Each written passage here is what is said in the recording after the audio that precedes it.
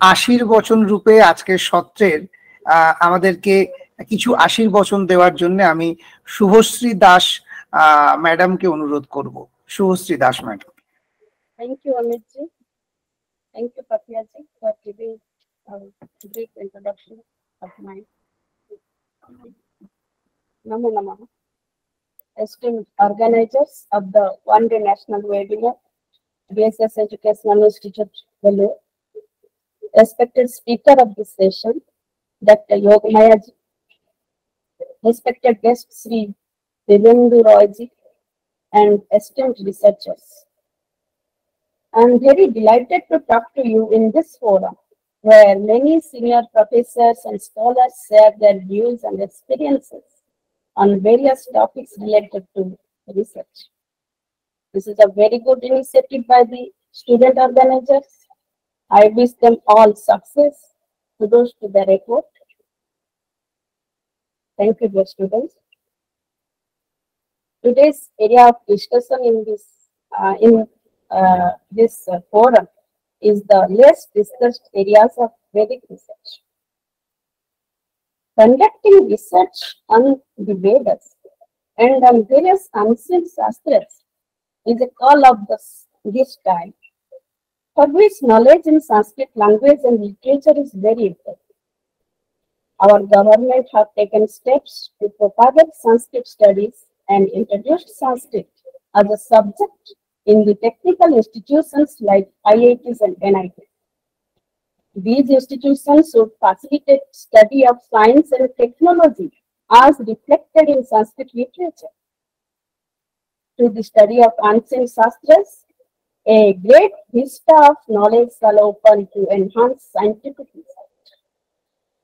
Due to our ignorance about our own ancient system of education and our great Vedic wisdom, we suffered a heavy loss economically, socially, and spiritually. It is the high time to focus back on Vedic knowledge for the growth of our youngsters on all fronts, like research and development, skill and knowledge building. Through healthy social, economic, and spiritual progress, our citizens can realize the theme of Vasudhaiva Kutumbakam. The Vedic wisdom can arouse scientific and spiritual aptitude simultaneously for modern discoveries and inventions. So, the Vedic wisdom is very important for the modern students like you.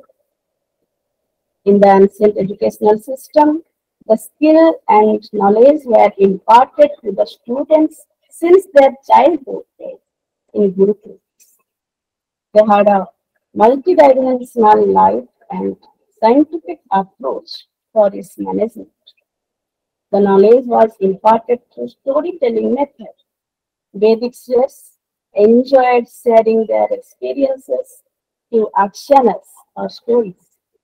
In the verse of Yaska, it is said, Dishtarthasya Pitir Bhavati Akshana Sanyada. Thus, myths and legends are seen presented in most of the Vedic communications, which speak or suggest a message at the end. This is a great technical aspect of teaching by Vedic seers, which dealt with the psychology of the students and listeners. Present academicians also love to adopt this method, especially while teaching history and social science. Well, during Vedic period, students could learn qualities of leadership, management principles, concept of teamwork, and problem-solving methods and practical wisdom in a serene atmosphere, in a pavitra vatavaran. Apart from science, mathematics, social science, and grammar, Vedas teach understanding of mind and its complexity, sharpens intellect and memory, seizing and managing ego, understanding soul spiritually and by scientific means. Research and development were the parts of Vedic educational system. The Vedic literature contains the description of advanced scientific techniques, sometimes even more sophisticated than those used in our modern days technology control. Vedic cosmology, astrology, space research, planets and galaxies, medicinal science, surgery, nuclear theory, thermodynamics, energy concepts, environment management, and many discoveries and innovations are part of the Vedic literature. So let us read and explore Vedas. Scope is wide open in every aspect for the generations of students to come, not only me. Let me conclude my quoting by quoting one mantra from the last sutta of Rig Veda, which suggests that unity is strength and all our efforts are useful when we work together. Sangachadvam sangbadadvam sambo manansi janatam deva bhagam jatha purve sanjananam upashate. Dhanyavadaha. This is all what I was given only 5 minutes of time by Ananta. So this is all what I want to share. So scope is wide open for you all researchers. Let us explore, read Vedas and do something for the society. Thank you. Thank you all. आपने हमें यहाँ बुलाया और आप लोग बहुत अच्छा काम कर रहे हैं। मेरा सभी को बहुत बहुत धन्यवाद और आभार। धन्यवाद। और जो अभी बोलेंगे तो करमबा जी हैं और मुख्य वक्ता के रूप में बहुत सारी बात बोलेंगे वेद में, तो स्कॉलर है। धन्यवाद। Thank you ma'am. শুভশ্রী ম্যামকেও অসংখ্য ধন্যবাদ আমাদের সঙ্গে তার সমগ্র অভিজ্ঞতা ভাগ করে নেওয়ার জন্য এবং 80 বছরের মাধ্যমে আজকের এই সত্রটিকে আরো সুন্দর করে তোলার জন্য। তো শুভশ্রী দাস মহাশয়ের 80 বচন সঙ্গে নিয়েই আমরা আজকের পর্ব মূল বক্তা পরমবা শ্রী যোগমায়া ম্যাডামের কাছে অনুরোধ রাখবো আজকের সেশন শুরু করার জন্য। ম্যাডাম।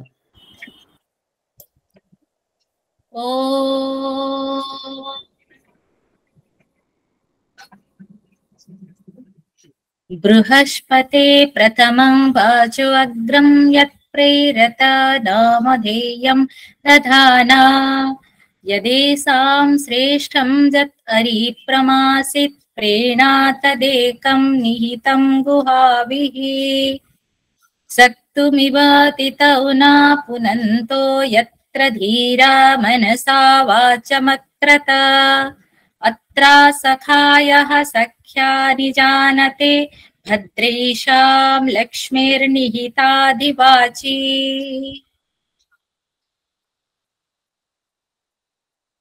सहृदयाः अत्र दिव्यात्मानः वेदविद्या अनुरागिणः विविध शास्त्रेषु कृतभूरि परिश्रमाः अत्र तत्र विशिष्टातिथिरूपेण विद्यमानाः अनुजा कल्पाः शुभश्री दास महोदयाः अत्र विशिष्टातिथिरूपेण अपरे जे विद्यमानाः सन्ति अमित दे महोदयाः संचालकाः पुनः जे अत्र धन्यवादार्थम् अपि उपस्थिताः सन्ति ते सन्ति अत्र श्री दिवेन्दु राय महोदयाः मुख्य आयोजकाः अनंत मुखर्जी महोदयाः एते छात्राः यद्यपि अनुसन्धातारः छात्राः सन्ति तथापि येषां यः प्रयासः सर्वदा प्रशंसार्हः निश्चयेन आदर्शभूतः सर्वेषां कृते मम शुभेच्छाः अभिनन्दनानि च। अद्यतनस्य विषयः यः वर्तते सः यथा अनंत मुखर्जी महोदयेन यथा अनुरोधः कृतः तदनुसारं मया चिन्तितं किं तत्र भवद्भिः यः तत्र संज्ञा प्रदत्ता अस्ति कार्यक्रमस्य सन्धानात् अनुसन्धानं प्रति अत्रापि महत् कौतूहलं वर्तते। भवन्तः जिज्ञासवः तत्र किं तत्र सर्वेपि अनुसन्धातारः, अतः नवनवचिन्तनानि नवनश उन्मेषभाजनाः भवन्तः इति। अतः सन्धानः नाम किम्? कश्चित् विषयः वर्तते परन्तु तत्र सम्यक्तया ज्ञातुं न शक्यते, तदर्थमेव सन्धानं क्रियते। अतः सन्धानात् अनन्तरम् यद् भवति तदेव अनुसन्धानमिति। अतः अस्मिन् विषये सन्धान अनुसन्धानादिकाः शब्दाः तत्र अस्माकं तदर्थमपि प्रतिशब्दाः वर्तन्ते। शोधः, गवेषणा इत्यादिकाः शब्दाः तत्र इत्यादयः शब्दाः अपि तत्र व्यवह्रियन्ते। परन्तु अनुसन्धानाय तत्र यथा कथं शुद्धिः भवति, शुद्धि इत्यस्य विषये एका मौलिका तत्र श्लोकः दृश्यते। मृत्तोयैः शुध्यते शोध्यं, तत्र शुद्ध्यं मृत् तोयैः शुध्यते। किं केन शुध्यते अस्मिन् श्लोके इति मनुस्मृतेः श्लोके वर्तते। मृत्तोयैः शुध्यते शोध्यं, नदी वेगेन शुध्यति, तथा अद्भिः गात्राणि शुध्यन्ति, मनः सत्येन शुध्यति। तत्र शोधकार्यार्थं मनसः तथा अस्माकं वृत्तीनामेव नियन्त्रणं सर्वथा कस्मिन्नपि एकस्मिन् मार्गे तत्र पतनं वा एकस्मिन् मार्गे तत्र अस्माकं संलिप्तिः न स्यात् इति। आदौ एव अनुसन्धानं किं, तदनन्तरं वैदिक अनुसन्धानं, तत्र अनालोचिताः स्वल्पालोचिताः विषयाः अत्र चर्चास्पदतां नयन्ति। संस्कृतभाषा सर्वैः सहजतया बोधगम्यं भवति अथवा हिन्दीभाषया वदिष्यामि? भवन्तः एव यथा आदेशयिष्यन्ति तथैव करिष्यामि। मध्ये मध्ये हिंदी भाषया हिंदी भाषा अपि वक्तव्या। अस्तु इतोपि तत्र अनुरोधः महाभागा, यदि नाम तत्र चित्रम् उन्मुच्य उच्यते, कैमरा इति उन्मुच्य उच्यते तर्हि कैमरा मया उन्मोचित आसीत्, परन्तु कैमरा उन्मोचितम् आसीत्, परन्तु न जाने किमर्थं तत् कार्यं न करोति सम्यक्तया। अस्तु, यदि मध्ये मध्ये प्रयासः विधीयते महाभागा सम्यक् स्यात् इति। अस्तु अस्तु, उच्यतां महाभागा।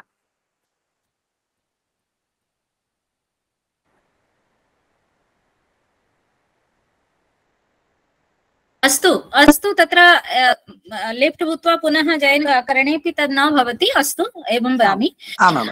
अस्तु, तर्हि तत्र बहु सम्यक्तया पृष्ठभूमिः उपस्थापिता शुभश्री भगिन्या। शुभश्री सम्यक्तया तत्र सर्वे संस्कृतस्य बहुविधाः आयामाः किं किं तत्र भवितुम् अर्हन्ति, शोधकार्याणि कानि कानि भवितुम् अर्हन्ति तद्विषये एव तत्र उपस्थापितवती। इदानीं तत्र वैदिकविषयेषु अस्माकं चर्चा एव स्यात्, अस्माकं फोकस् तत्र किं तत्र लक्ष्यम् एव वैदिकशोधविषये चर्चा एव स्यात्। तत्र किं नाम शोधकार्यं, किं नाम अनुसन्धानं, का वा गवेषणा? Research is an intensive epistemic process. ज्ञानस्य गभीरा चिन्तधारा, गभीरा अन्वेषणा एव शोधकार्यं भवति। Research gives an identity to knowledge. ज्ञानाय परिचयं परिचयः गवेषणया एव प्राप्यते। ज्ञानस्य कृते परिचयः एषा गवेषणा एव ददाति। अतः गवेषकः निश्चयेन सो विशेषज्ञः स्यात् इति अत्र प्रथमं तावत् गवेषकस्य लक्षणं भवति। गवेषकस्य लक्षणं प्राथमिकतया त्रिविधमेव। एक गवेषक को 3 गुण होना चाहिए। सबसे पहले वो अपने विषय में प्रवीण हो। जिस विषय में, ये तो है ना, जो उस विषय में हमारा, जिस विषय हमारा स्पेशल विषय है, स्पेशलाइजेशन है, हम उसी विषय में गवेषणा करते हैं। इसीलिए, क्योंकि उसी विषय को हम थोड़ा ज्यादा पढ़े हैं, उसी विषय में हमारा प्रवेश थोड़ा ज्यादा है, इसीलिए हम उस विषय को पकड़ते हैं। उसी विषय में फिर जो ब्रांचेस है, फिर उसमें जो जिसमें हमारा रुचि है, हम उस विषय को लेते हैं। रिसर्चर का सबसे पहला काम है कि रिसर्च को वो क्या करे, वो आनंद ले, शोध कार्य का आनंद ले, ना कि शोध कार्य के वर्णन है, हम उसमें भाराक्रांत है, सिर्फ एक डिग्री के लिए कर रहे हैं। रिसर्च खत्म होने के बाद ही शोध कार्य जिंदगी में शुरू होता है। ये हमारे टीचर लोगों से हम लोगों ने सुना है। जब पीएचडी का अवार्ड हो जाता है तभी रिसर्च शुरू होता है, क्योंकि पीएचडी जो लोग, आप लोग जैसे करते हैं, मैं भी एक दिन कर रही थी, हम सब लोग एक दिन कर रहे थे। जब आज थोड़े आगे हैं, आप लोगों से थोड़े आयु में आगे हैं, इसीलिए तो हमारे टीचर्स हमको बोलते थे, रिसर्च जब तुम लोग पीएचडी करते हो वो तुम्हारा ट्रेनिंग पीरियड है, हम ट्रेनिंग लेते हैं कैसे रिसर्च किया जाए। उसी समय हम जब एक सफलता के साथ अपना शोध कार्य संपूर्ण करते हैं और अवार्ड मिलता है, तब हमारा रिसर्च क्या है तब हमको पता चलता है, और फिर हम खुद अपने आप समर्थ बनते हैं आगे के रिसर्च करने के लिए। तो तब तो हम अपने मार्गदर्शक या मार्गदर्शिका के साथ उनके मार्गदर्शन पर काम करते थे। अब उस जब डिग्री हो जाता है तब हम खुद समर्थ होते हैं क्या रिसर्च है, तब हम अपने रिसर्च को जितनी अच्छे से किए होते होंगे हम उतने अच्छे से आगे भी रिसर्चर बन पाएंगे। तो यही समय है रिसर्च का समय, हम कितने अच्छे से अपने आप को तैयार करते हैं आगे की रिसर्च के लिए, ये हर सब्जेक्ट के लिए आवश्यक है। और पहला है कि अपने विषय ज्ञान, उसी वो जो सुवर्ण समय है पढ़ने की, वो समय फिर आगे नहीं आएगा। जब नौकरी मिल जाती है, अब दुनिया भर के इधर उधर की कामों में हम बिखर जाते हैं, तब कभी हमारा जो मन में होता है वो कभी फिर नहीं हो पाता, नहीं पढ़ पाते। तो वही सुवर्ण समय, जितना हम अपने रिसर्च के समय में पढ़ लेते हैं, वही जिंदगी भर के लिए काम में आता है। इसके बाद श्रद्धा, जरूरी है कि श्रद्धा होनी चाहिए। हम जिस काम करें, श्रद्धावान लभते ज्ञानम, ये तो हम सब लोग हम लोग जानते हैं। और उपनिषद इनहेरेंट सिक्रेसी, तो अपने जो शोध कार्य को हम जो करते हैं मनसा चिंतितम कर्म, आज ही हमारे भी बच्चों के साथ ये बात कर रहे थे। कोई मुझे बोला कि मैडम मैं जो बोल देती हूँ वो फिर आगे काम नहीं, बिगड़ जाता है वो काम।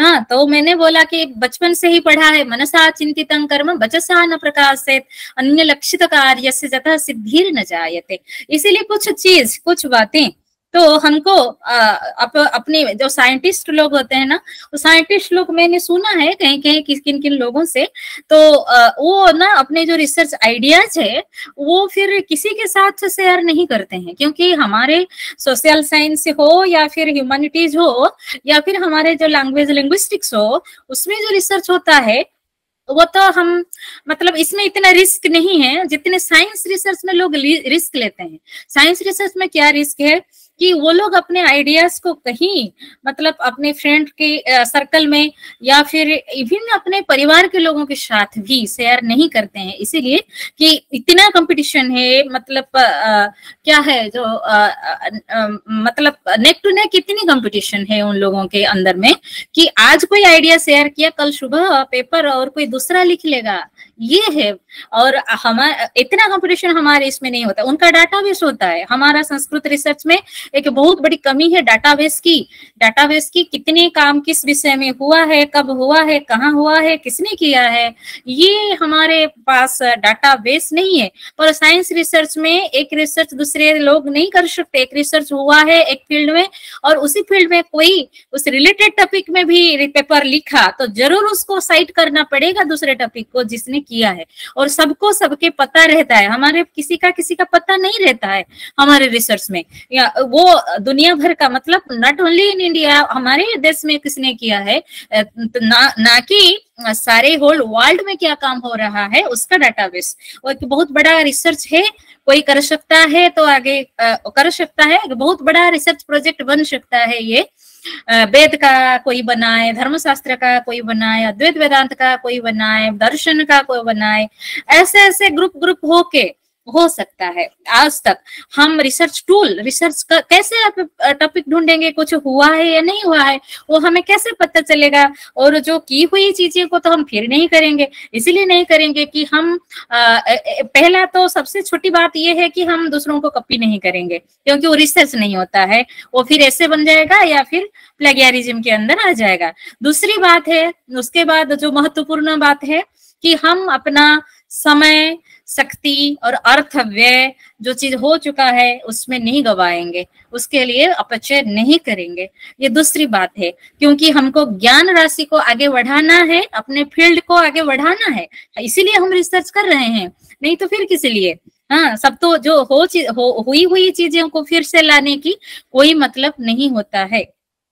तो इसीलिए कैसे पता चलेगा हमको क्या रिसर्च हुआ है हमारे फील्ड में। तो मैं एक रिसर्च मन में आ गया, मुझे ये अच्छा लगता है, तो ये चीज हुआ है नहीं हुआ है मुझे कैसे पता चलेगा, हम कहाँ जाएंगे। इसीलिए रिसर्च टूल्स है, रिसर्च टूल्स हर सब्जेक्ट में है, ये हमको पता चलना चाहिए। इसीलिए डाटाबेस बहुत आवश्यक है। और डाटाबेस डिजिटलाइज मतलब ऑनलाइन हमारे संस्कृत में अभी तक इतना नहीं है। जैसे कि शोध गंगा में आपको कुछ मिलता है, www.oclc.org, ये वर्ल्ड कैट जो होता है उसमें कुछ मिलता है। और आप लोगों को ऑनलाइन में जैसे कि आपको ढूंढना पड़ेगा, इकट्ठा नहीं मिलता है। तो कोई विषय आपने सोच लिया, आपको ढूंढना पड़ता है कि ये काम हुआ है या ये काम नहीं हुआ है। शायद कभी मिस भी हो जा सकता है, आप हिंदी में सोचे हैं या आप संस्कृत में सोचे हैं, डाटाबेस इंग्लिश में है, ये भी होता है, कभी कभी ये भी हो जाता है। एक्यूरेट वर्डिंग्स नहीं होने से वो नहीं आ पाता है। बहुत सारी चीजें इश्यूज है इसमें, हमको कैसे एक विषय चुनना है। और गूगल स्कॉलर उसमें भी ढूंढना है, academia.edu उसमें भी ढूंढना है आपको, अर्चिड उसमें भी ढूंढना है आपको, और जे स्टोर में भी ढूंढना है आपको, और एल्सेवियर है उसमें भी ढूंढना है आपको। ऐसे बहुत सारे रिसर्च प्लेटफॉर्म है जिसमें जाके आपको फिर ढूंढना पड़ेगा। ये तो ऑनलाइन प्लेटफॉर्म्स है।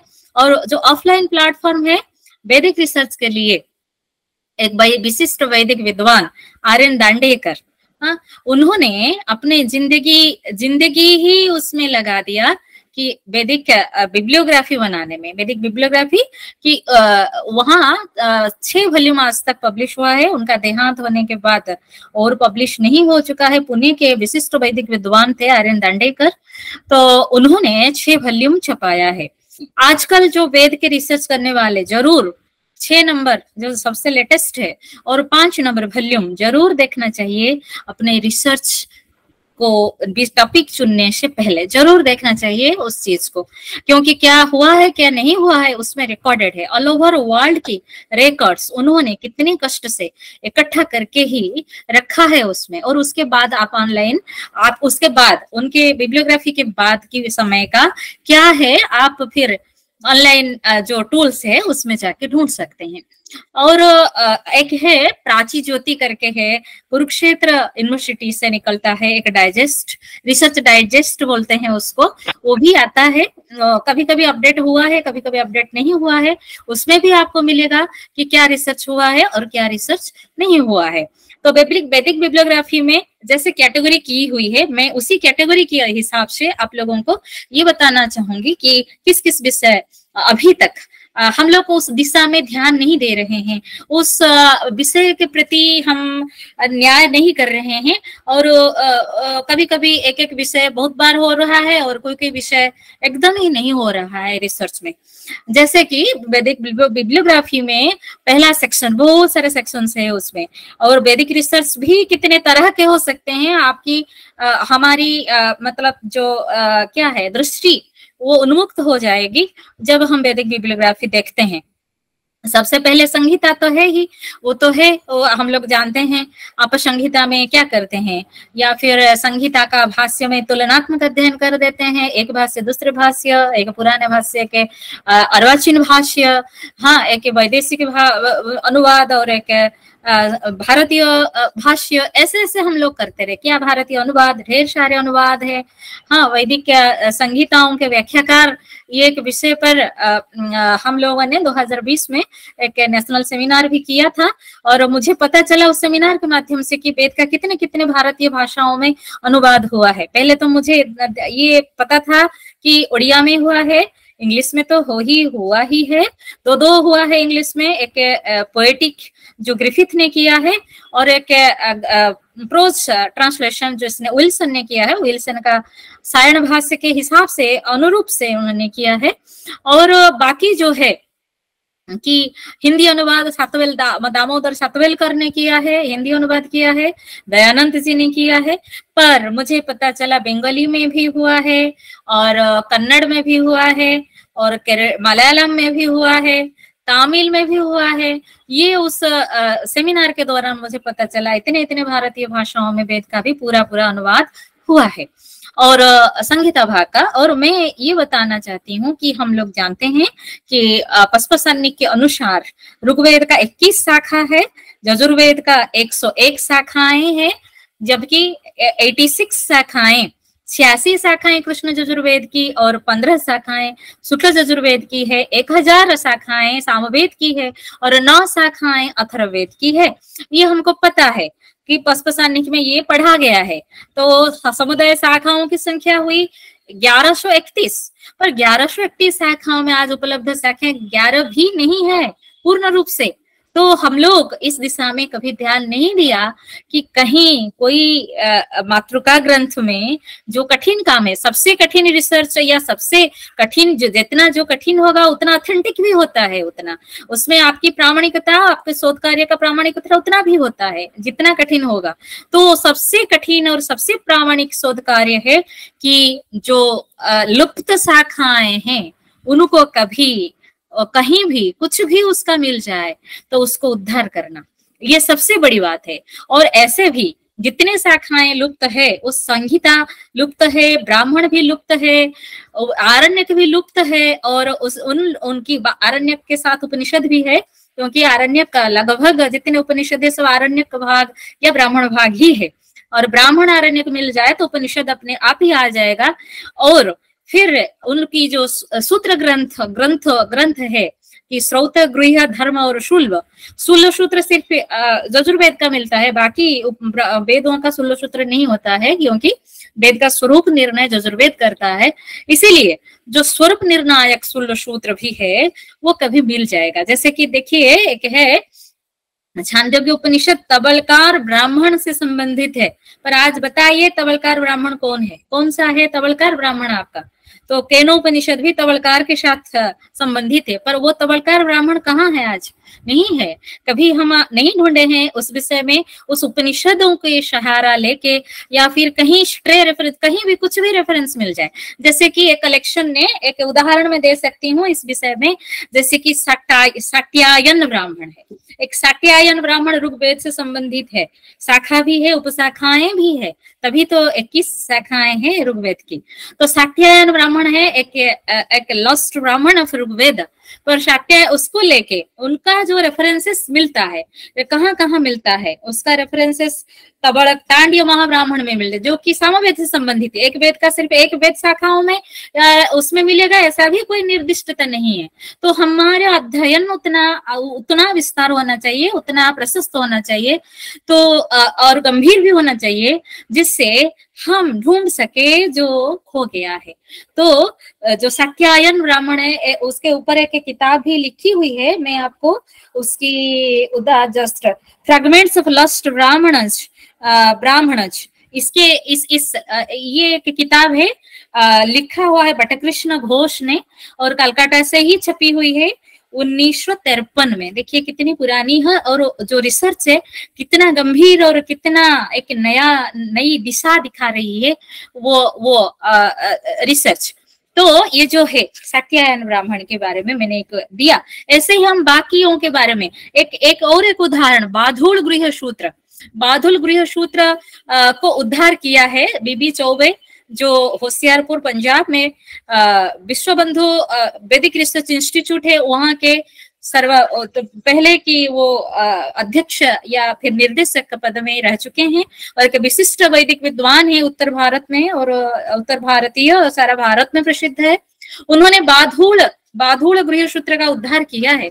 तो उसका जो मातृका ग्रंथ है 2-3 जो है उसका उन्होंने वही VVRI ने छपाया है उसको, तो बाधूल का वो उद्धारक है। ऐसे ही एक हिरण्यकेशी शाखा है जो कि कृष्ण यजुर्वेद बाधूल भी कृष्ण यजुर्वेद संबंधित है, और हिरण्यकेशी एक शाखा है। और हिरण्यकेशी पाठ को जैसे कि उच्चारण जो होता है, हम परंपरा से वेद पाठ जो होता है उसको सिखाया जा रहा है। एक है कि क्या है, ज्ञान प्रवाह में बनारस में है, हमारे जो वेद के गुरु थे वहां के जो पढ़ाते थे हमको, श्री किशोर मिश्र सर और श्री युगल किशोर मिश्र और श्री किशोर मिश्र सर, उन लोगों ने एक वेद विद्यालय जो है उन लोगों ने सिखाया है। उसके कुछ उद्धार तो मिला है उन लोगों को, ताकि वो बच्चों को सिखा रहे हैं, हिरण्यकेशी शाखा की पाठ सिखा रहे हैं। ज्ञान प्रवाह के एक वैदिक संगोष्ठी में मुझे सुनने को मिला कि हिरण्यकेशी शाखा से भी वेद पाठ हुआ माणवकों के द्वारा। तो ऐसे जो होता है शाखा उद्धार, ये सबसे बड़ी बात होगी, और हमारी मतलब हमारे शोध का परख होगा। कुछ हमको मिल जाए कि कोई शाखा हो गया है और क्या असंपूर्ण शाखा कुछ है, जैसे कि बाष्कल शाखा पूर्णतः नहीं मिल रही है, वो असंपूर्ण है। तो बाष्कल शाखा मिल जाए कहीं पूरा, इतने हमारे लाइब्रेरीज है, जैसे कि सरस्वती महल लाइब्रेरी है, अड्यार लाइब्रेरी है, तांजोर लाइब्रेरी है, उदयपुर की लाइब्रेरी है, और यहाँ कलकत्ता में जैसे कि एशियाटिक सोसाइटी है, और मद्रास में भी एशियाटिक सोसाइटी की ब्रांच है, और देश के बाहर बोडलियन लाइब्रेरी है। हाँ, बोडलियन लाइब्रेरी है। ऐसे ही जैसे लाइब्रेरीज है, बोडलियन लाइब्रेरी है, इंडिया ऑफिस लाइब्रेरी लंदन, इसको ब्रिटिश लाइब्रेरी अब बोला जाता है। तो उसमें जो जितनी पोथियां हैं, और NNM है हमारे दिल्ली में, नेशनल मैन्युस्क्रिप्ट मिशन, तो यहाँ सब कुछ ना कुछ तो जरूर होगा। उसका कैटलॉग के अनुशीलन करने से हमको यदि कुछ मिल जाए तो वो सबसे बड़ा अवदान होगा हमारा, रिसर्च तभी सार्थक हो जाएगा, कुछ शाखा उद्धार हो जाए तो। फिर और उसके बाद एक रिसर्चर को, क्योंकि एक रिसर्चर का क्या होना चाहिए, हम डिग्री के लिए तो रिसर्च करते हैं, ये सच है, क्योंकि भविष्य है, फ्यूचर है, कैरियर है, ये सब ठीक है, पर जितना भी समय मिला है ना, हम उसमें अपने आप को डिवोटी बना देंगे अपने विद्या की। और डिवोटी कैसे बनते हैं, कोई निर्दिष्ट पूर्वाग्रह से नहीं। जो विद्यार्थी अपने मन का जैसे गवाक्ष को उन्मुक्त करेगा, तभी उसमें सारे उन्नत चिंतन और स्वच्छ चिंतन आएंगे। ये बायसनेस जो पूर्वाग्रह बोलते हैं, हम उसमें से पूरा मुक्त रहेंगे, तभी गुड रिसर्चर बनेंगे, नहीं तो नहीं बन पाएंगे। मान लीजिए एक उदाहरण मैं देती हूँ, मैं वैष्णव अवलंबी हूँ, वैष्णव धर्म अवलंबी हूँ, तो मैं वेद में विष्णु के ऊपर कुछ शोध कार्य कर रही हूँ, और अब मैं शोध कार्य के तो मैं अपने तरह नहीं ले जाऊंगी कहीं उत्कलीय वैष्णव परंपरा के ओर या फिर गौड़ीय वैष्णव परंपरा के ओर। मैं अपनी रिसर्च को वैदिक विष्णु परक शोध कार्य को कभी नहीं ले जा सकती। लूंगी तो मैं गुड रिसर्चर नहीं हूँ, क्योंकि मैं अपने संप्रदाय को बढ़ावा दिया, ना कि मैं निरपेक्ष रिसर्च किया। एक रिसर्चर को हमेशा निरपेक्ष होना चाहिए, जैसे कि मीमांसा में कहा गया है, तब आप प्रामाणिक बन सकेंगे। एक प्रमाण जब होता है ना मीमांसा की दृष्टि से, जैमिनीय न्यायमाला आपने कभी पढ़ा होगा, तो उसमें जो पूर्व पक्ष और सिद्धांत पक्ष, कभी उसको आप कंपेयर करके देखिए, और उसमें क्या कहा गया है, जो निरपेक्ष है वही प्रमाण हो सकता है। तो रिसर्चर हमेशा निरपेक्ष रहना चाहिए। रिसर्चर को हर तरह से देश विदेश सब भाषा में अपने जो विषय चुना है, जितने भी तथ्य उपलब्ध है, और सबको निरपेक्ष होकर जांचने के बाद ही अपना मत देना, वही है एक निरपेक्ष रिसर्चर का काम। तभी आपका रिसर्च प्रामाणिक बन पाएगा, ये सबसे बड़ी बात है। तो एक रिसर्चर के पास क्या गुण होना चाहिए ना, एक नॉलेज कितना परसेंटेज होता है। हम लोग जब पढ़ रहे थे, हमारे टीचर लोग ने इतना हम लोगों को बताया था और सचेत भी किया था, इस तरह रिसर्च होना चाहिए। तो रिसर्चर के पास ज्ञान कितनी % होना चाहिए, हम टोटल मिल के 100% होगा तो आपके पास ज्ञान 15%, 15%, 15% प्रतिशतात्मकं ज्ञानं भवितव्यं। तदनन्तरं भवतां किं तत्र यद् भवति अभिज्ञता भी होना चाहिए। आप जितने अभिज्ञ होंगे तब आपका रिसर्च उतना भी प्रौढ़ होगा, ये तो सच है।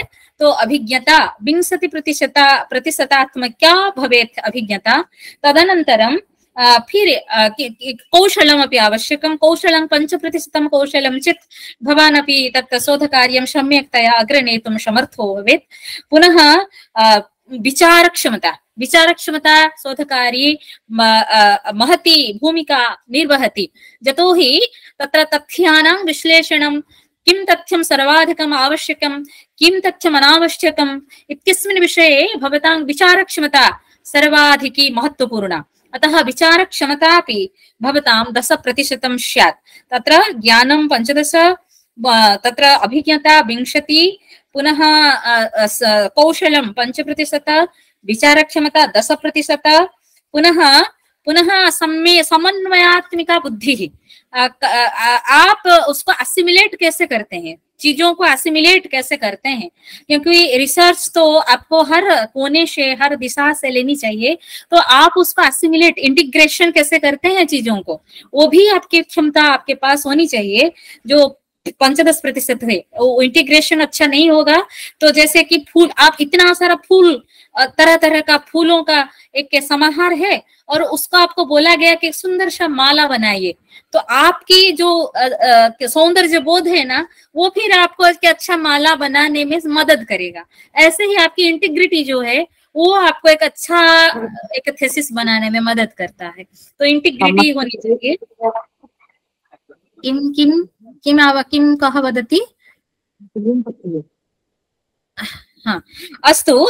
पुनः तत्र धैर्यमपि आवश्यकं। कदाचित् कस्मिन्नपि विषये भवतां लेखनक्षमता कदाचित् न्यूना स्यात्, कदाचित् भवतां बोधक्षमता न्यूना स्यात्, कदाचित् तथ्यमपि न मिलेत् इति जुलिवृष्टि इति तत् कृपया तत्र किञ्चित् वदति चेत् उच्चैः वदतु, अन्यथा तत्र म्यूट् करोतु इति। तत्र पुनः दृष्टिः, भवतां दृष्टिः, दृष्टिभङ्गिः तत्र आवश्यकी। दृष्टिः यथा तीक्ष्णा स्यात् तथैव शोधकार्यं तथैव समृद्धं स्यात् इति। अतः पुनः तत्र तितिक्षा अपि आवश्यकी। तत्र द्वन्द्वसहनक्षमता, द्वन्द्व कदाचित् कार्यं भवेत्, कदाचित् कार्यं न भवेत्, कदाचित् चिन्तितं भवता चिन्तितं स्यात् किम् अद्य एतत् समापयिष्यामि, तत्र कस्मात् अपि कारणात् तत् न अपि कार्यं समाप्तं न समाप्तं स्यात्। अतः तत्र तितिक्षा आवश्यकी, द्वन्द्वसहनक्षमता एव भवतां भवेत्। अतः पुनः अन्यान्याः गुणाः अपि 10% स्यात्। एवं रूपेण तत्र शोधकर्तुः गुणाः अपि तत्र प्रदत्ताः सन्ति। तत्र विषयज्ञानं, नैरन्तर्यम् इत्यादिकं सर्वम् अपि आवश्यकं। नैरन्तरता अपि न त्यक्तव्या, तदर्थमेव तितिक्षा धैर्य इति उभयोः आवश्यकता नैरन्तर्यता धारणार्थम् अपि स्यात्। नेट् परीक्षा भवन्तः प्रगच्छन्ति, कदापि निराशात्मकं मनः न स्यात्, यतोहि तत्र धैर्यस्य आवश्यकता वर्तते। कदाचित् भवेत्, कदाचित् न भवेत्, कदाचित् जयरप् अपि भवेत्। तदर्थं धैर्यस्य आवश्यकता यथा अत्र परीक्षायां वर्तते तथैव शोधकार्येऽपि वर्तते। शोधकार्येऽपि तत्र आवश्यकं धैर्यस्य आवश्यकता वर्तते एव। वैज्ञानिकी भावधारा, अस्माकं साइंटिफिक एटिट्यूड् अपि स्यात्। तथा तत् पारम्परिकविषयान् नीत्वापि, यथा वयं तत्र पारम्परिकविश्वविद्यालयेषु कार्यं कुर्मः, परन्तु पारंपरिक विश्वविद्यालये केवलं तत्र समीक्षात्मकम् अध्ययनं, विमर्शात्मक अध्ययनम्, आलोचनात्मकं, तुलनात्मकं स्यात् तत्, परन्तु तत्र दृष्टिभङ्गिः, तत्र एटिट्यूड् साइंटिफिक स्यात्। तत्र एटिट्यूड् इति साइंटिफिक नाम तत्र विविधैः विषयैः सह तत् संयोगः, तत्र के नूतनाः बिन्दवः, किं नूतनम् अवदानं, किं नूतनं तथ्यं, तत्सर्वमेव सम्मुखं स्यात्, तत्सर्वमेव प्रकाशनीयं। न केवलम् अस्य अनेन भाष्यकारेण एवम् उक्तं, तेन भाष्यकारेण तथैव उक्तम्, अतः एवमेवम् उपस्थापितं। तत्तु एषे अभवत्, निबन्धः अभवत्, शोधकार्यं न भवत् इति। तथैव न स्यात्। निश्चयेन किञ्चित् नूतनं संयोजनम् अस्माभिः करणीयम्, अन्यथा किमर्थं शक्तेः अपचयः, किमर्थं समयस्य अर्थस्य वा अपचयः स्यात् इति। तत्र अतः अस्माकं बायस्नेस् मुक्तता अपि निश्चयेन आवश्यकी। तदर्थमेव म्लेच्छाहि जवनास्तेषु शास्त्रमेतत् इति न्यायमञ्जर्यामेव उच्यते। म्लेच्छाहि जवनास्तेषु शास्त्रमेतत् प्रतिष्ठितं ऋषिपत्तेऽपि सम्पूज्याः किं पुनर्देववत् द्विजः। म्लेच्छाः जवनाः अपि भवन्ति चेत् यदि तैः किञ्चित् नूतनं, किञ्चित् क्रान्तिपूर्णं तथ्यं प्रदत्तमस्ति, निश्चयेन तत् स्वीकरणीयम्, अन्यथा वयं तत् न प्राप्स्यामः। अस्तु, जुक्तियुक्तं वचोग्राह्यं बालादपि सुखादपि इति नीतिशास्त्रेषु अपि अस्माभिः दृष्टम्। एकः प्रौढः गवेषकः वर्तते, परन्तु एकः शोधछात्रः वर्तते। तत्र शोधछात्रः एवं किञ्चित् नूतनं वदति। नूतनं शोधछात्रस्य समीपे नूतनं किञ्चित् कथनस्य अथवा प्रकाशनस्य क्षमता अधिका इति, यतोहि नवनेव उन्मेषशालिनी प्रज्ञा भवति। अतः यदि प्रौढः गवेषकः तत् स्वीकुर्यात् तर्हि तदेव एव शुभलक्षणं गवेषणाक्षेत्रे। अन्यथा एषः बालः अस्ति, अनेन किम् उच्यते, किं कथ्यते, एवं न स्यात्। तत्र सर्वेषां समीपे तत्र नवोन्मेषस्य क्षमता संभावना च वरीवर्ति इति। अतः पुनः मातृकाग्रन्थाः कदाचित् वैदिकविषये, यथा पुरातत्त्वे वैदिककाले पुरातत्त्वस्य गवेषणा कीदृशी स्यात्, तथा महेञ्जोदारो सभ्यतायाः तत्र एवमेवं तत्र पुरातत्त्व उत्खननेन किं तत्र वैदिक्याः सभ्यतायाः संस्कृतेः च तत्र कानिचित् तथ्यानि सन्ति न वा इत्यस्मिन् विषये अस्माभिः किञ्चित् तत्र फील्ड् वर्क् इति तत्र क्षेत्र परिदर्शनात्मकं गवेषणाकार्यम् एतत् भवेत्, परन्तु तद्विषये अस्माभिः कदापि न चिन्तितं। बहु स्वल्पकार्यं तद्विषये अस्माभिः कृतम् इदानीं यावत्। प्रत्नतात्विकसर्वेक्षणानुसारं वैदिकी गवेषणा अपि स्यात् इति अपरः एकः बिन्दुः। तत्र लुप्तशाखानाम् अनुसन्धानम्, अत्र प्रत्नतत्त्वगवेषणा परकं वैदिकशोधकार्यमपि अपरः बिन्दुः। पुनः तत्र न केवलं शाखानां लुप्तशाखानाम् अपि तु लुप्तभाष्याणामपि लुप्तभाष्याणामपि अन्वेषणं स्यात्। बहूनि भाष्याणि अत्र यथा स्कन्दस्वामिनः ऋग्वेदभाष्यं सर्वप्राचीनं, परन्तु पूर्णतया नोपलभ्यते। वेङ्कटमाधवस्य स्कन्दस्वामिनः इति तत्र स्कन्दस्वामिनः शाखा पूर्णतया नोपलभ्यते इति। अतः तत्तत् भाष्याणामपि अनुसन्धानम् अस्माभिः कार्यम्। यदि एकाधिक मातृकाग्रन्थाः उपलभ्यन्ते तर्हि तु तत्र क्रिटिकल् एडिशन् इति तथा प्रामाणिकप्रकाशनमपि अस्माभिः करणीयं। तत्र मानुस्क्रिप्टोलॉजी इत्यस्य सहायं नीत्वा तत्र अस्माभिः तस्मिन् कर्मणि एव अस्माभिः प्रवर्तितव्यम्। पुनः विज्ञानापरकं, यथा शुभश्री महोदया उक्तवती, तत्र विज्ञानपरकं विज्ञानपरका वैदिकी गवेषणा अपि भवितुमर्हति। यथा मया तत्र एम्फिल् यथा मया कृतं तदानीम् एकः विषयः चितः आसीत् ऋग्वेदे भौतिकविज्ञानं नाम फिजिक्स् इन् ऋग्वेद। कतिपयानि तथ्यानि मया तत्र प्राप्तानि, 5 तः 7 गवेषणापत्राणि अपि मया प्रकाशितानि तत् आधारीकृत्य।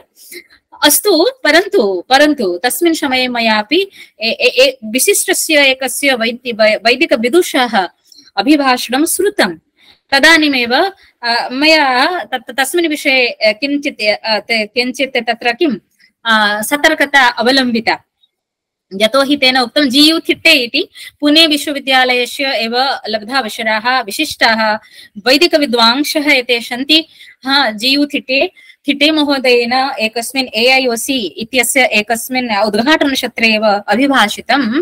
तेन उक्तं, हाँ, आप लोग सब वेद में विज्ञान ढूंढ रहे हैं, वेद में आधुनिक विषय को ढूंढ रहे हैं, तो फिर आप बोलेंगे कि आपकी जो आधुनिक समस्याएं हैं वो भी वेद में रहा होगा और उसका समाधान भी रहा होगा। जैसे कि आपका, जैसे कि उन्होंने बोला कि जैसे आपका क्या है, बन्या वित्पात हो रहा है, आपकी महामारियां हो रहा है, तो वैदिक समय में वो भी रहा होगा, तो उसका भी इलाज उसमें ढूंढो। फिर एक वो बड़े बड़े जो सार्कास्टिक है उसमें, मतलब रिसर्च में बहुत क्रिटिकल है उन्होंने, मुझे अच्छा लगा उनकी बात। फिर आप बोलेंगे कि एड्स भी था, उसका इलाज भी वेद में था, तो ये सब मत करो। जितना तक हर एक चीज का सीमा होता है, और वैदिक ऋषियों का अभिलक्ष्य क्या यही था कि हम सिर्फ समस्या समाधान करें ना? कभी नहीं था बच्चे, क्योंकि हम ऐसा करते हैं, आप लोग मतलब ऐसा आप मन में कभी मत लाइए कि हम जो भी ढूंढ लेंगे वेद में मिल जाएगा, ऐसा कभी नहीं। एक आर्टिकल में मैंने भी पढ़ा था, वेद में किम किम वर्तते किम किम न वर्तते, सर्वं वर्तते इति यदा वदिष्यामः वयम् अस्य पक्षद्वयमपि वर्तते। हाँ, किंचिदपि नास्ति किंचित् वर्तते, हाँ किंचिदपि नास्ति सर्वं वर्तते इति उभयोः मध्ये यः मध्यमपन्थाः वर्तते किंचित् वर्तते तदेव सत्यम। सब कुछ में आप एक्सट्रीम को जब जाएंगे, कुछ नहीं है वो भी गलत है, सब कुछ है वो भी जब बोलेंगे एक्सट्रीम, वो एक्सट्रीमिस्ट लाइन है। एक्सट्रीमिस्ट जो होते हैं ना, उन लोगों की बात है, ये कुछ नहीं है वो भी एक नेगेटिव एक्सट्रीमिस्ट है, और सब कुछ है जो बोलते हैं ना वो भी पॉजिटिव एक्सट्रीमिस्ट है। पर इन दोनों में सत्यता नहीं होता है। बीच में जब आते हैं, आप मध्यम पंथा लेते हैं, तभी आपको सत्यता का अनुभव होता है, सत्य का अनुभव होता है।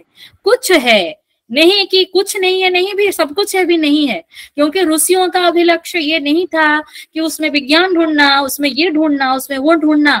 आध्यात्मिक उत्कर्ष को प्राप्त करना और मनुष्य का उत्तरण होना उन लोगों की लक्ष्य था।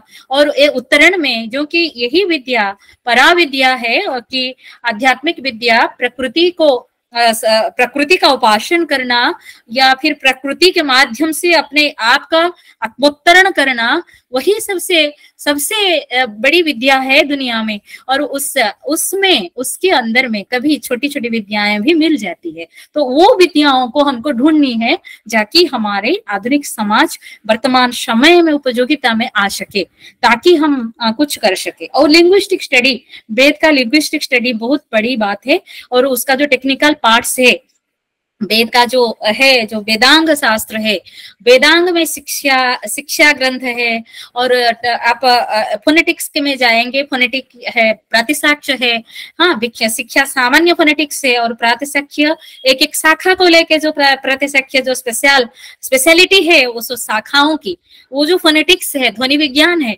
उसके ऊपर भी बहुत ज्यादा काम होना चाहिए।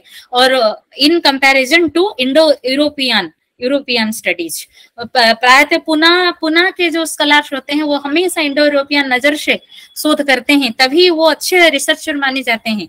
और हम सिर्फ अपने इंडियन पर्सपेक्टिव में देखते हैं चीजों को, पर इंडो यूरोपियन पर्सपेक्टिव में और ईरानियन पर्सपेक्टिव में भी देखना चाहिए वेद की तथ्यों को, क्योंकि अवस्था के साथ और वेद का जो फोनेटिक्स है, जो शब्द मतलब जो धातु रूप है, तिंगवंत और सुगंत पद है, उनको भी देखना चाहिए। अवस्था ग्रंथ बहुत सहजतया उपलब्ध है, और उसको कंपैरेटिव स्टडी, अवस्था के साथ वेद का कंपैरेटिव स्टडी होना चाहिए, ये एक बात है।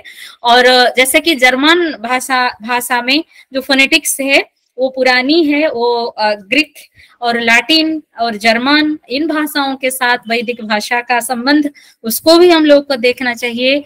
और लिंग्विस्टिक्स की स्टडी इस तरह का होना चाहिए। और सभ्यता का प्रभाव, वैदिक सभ्यता का प्रभाव कैसे, जैसे कि वेद का थोड़ा सा झलक हम लोग को पढ़ने के समय में मन में आता है। जैसे कि वेद का काल निर्णय एक सबसे कम क्या है, एक कंट्रोवर्शियल चीजें हैं। हम भारतीयों का मत में वेद का समय नहीं है, पर विदेशी लोग और जो बाल गंगाधर तिलक आदि आधुनिक वैदिक विद्वान है, उन्होंने नक्षत्र गणना के हिसाब से वेदों का काल निर्णय किया है।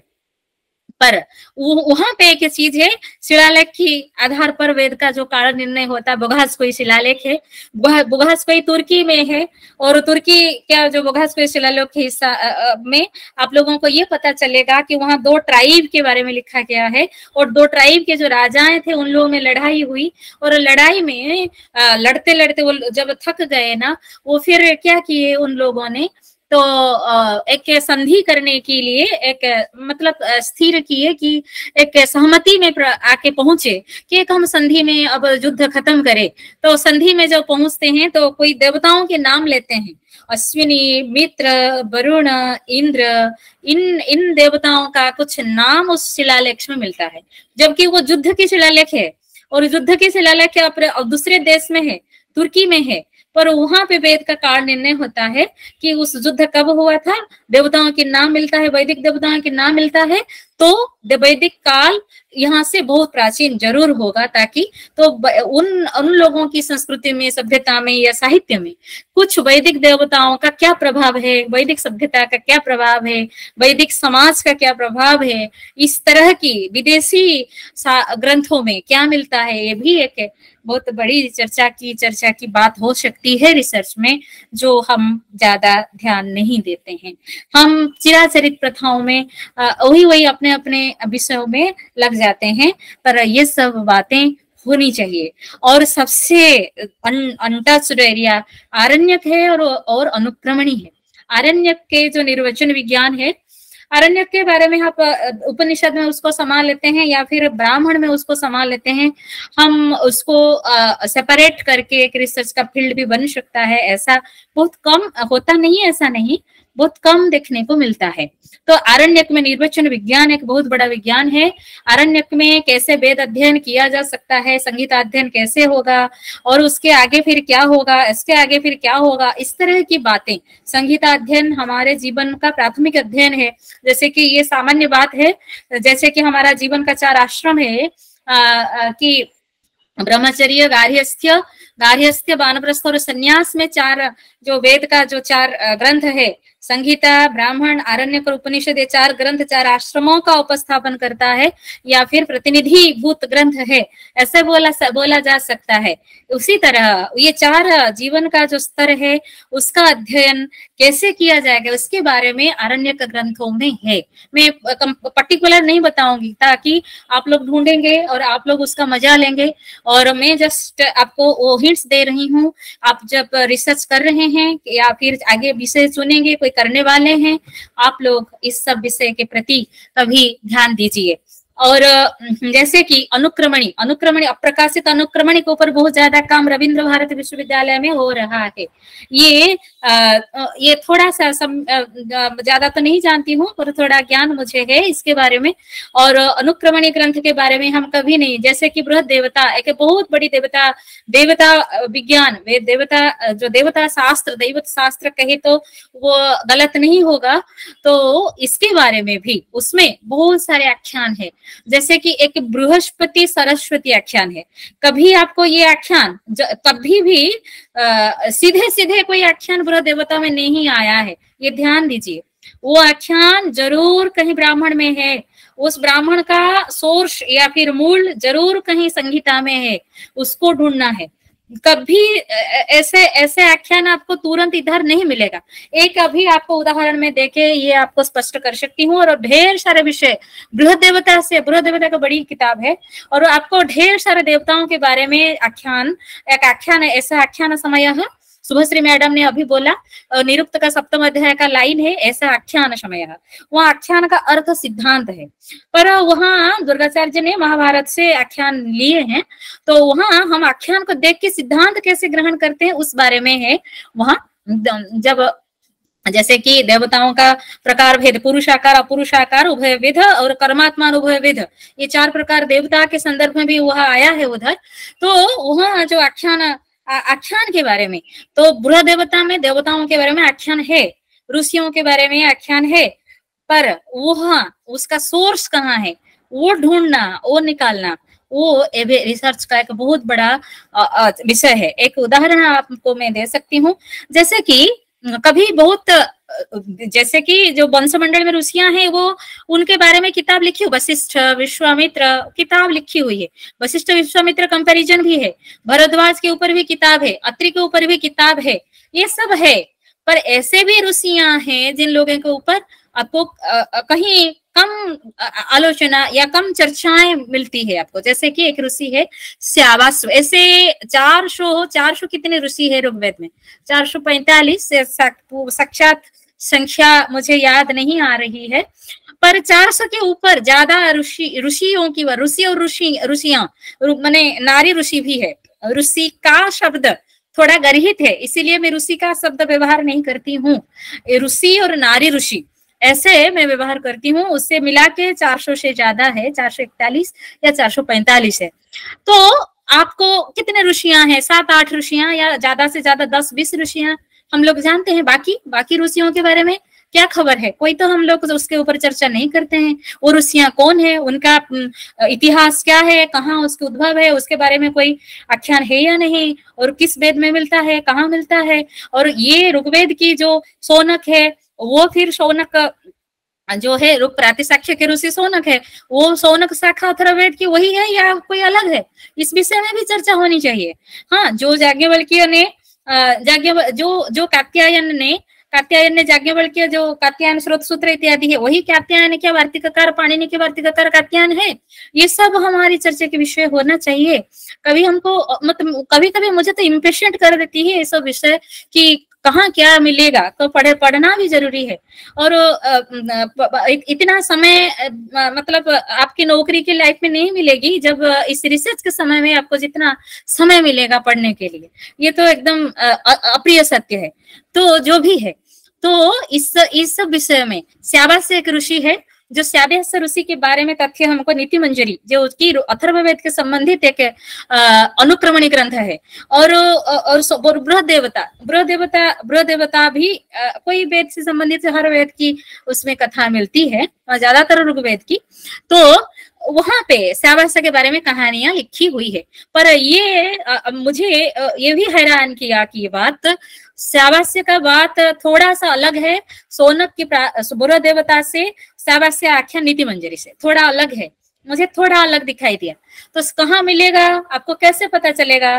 तो शौनक की जो बृहदेवता आप पढ़ेंगे तो वो बृहदेवता में ये भी शौनक है। देखिए, शौनक प्रातिशाख्य है, शौनक बृहदेवता है, और अथर्ववेद की शौनक शाखा है।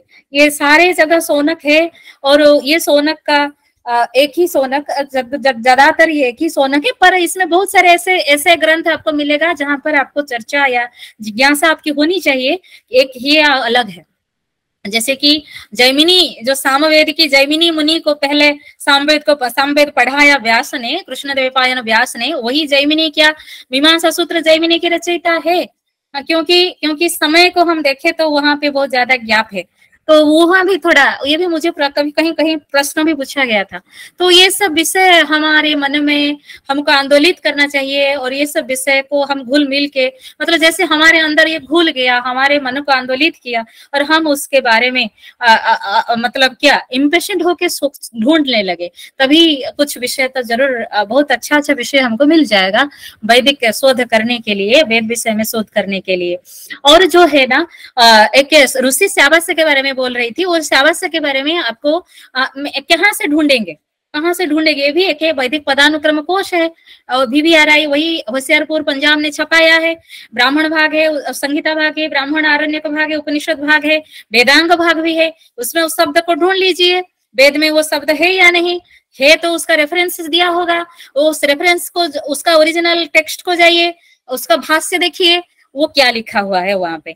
ऐसे बहुत सारी चीजें हो सकता है, पर आपको उचित मार्ग का पता होना चाहिए, किस मार्ग से करना पड़ेगा। इधर उधर ढूंढने से नहीं मिलेगा, हमको रिसर्च टूल के साथ लेना चाहिए, रिसर्च मेथोडोलॉजी को फॉलो करना चाहिए, तभी हम उचित मार्ग में और उचित समय में, नहीं तो जिंदगी भर ढूंढते ही रह जाएंगे ना, फिर उसको कहाँ मिलेगा। तो हमको रिसर्च टूल्स के बारे में पता होना चाहिए, जिस माध्यम से हमको ये सारे तथ्य मिल सके, और हम जरूर उसको एक निश्चित तौर पर तय कर सके कि इस विषय में हम कर सकते या नहीं कर सकते। फिर उस विषय को जांच लेना वैदिक बिब्लियोग्राफियों में, और बाकी जो ऑनलाइन मेथड्स है उसमें ढूंढ लेना वो कार्य हुआ है या नहीं हुआ है। नहीं हुआ है तो जरूर उसको आप कर लेना। ऐसे ही हम कर सकते हैं।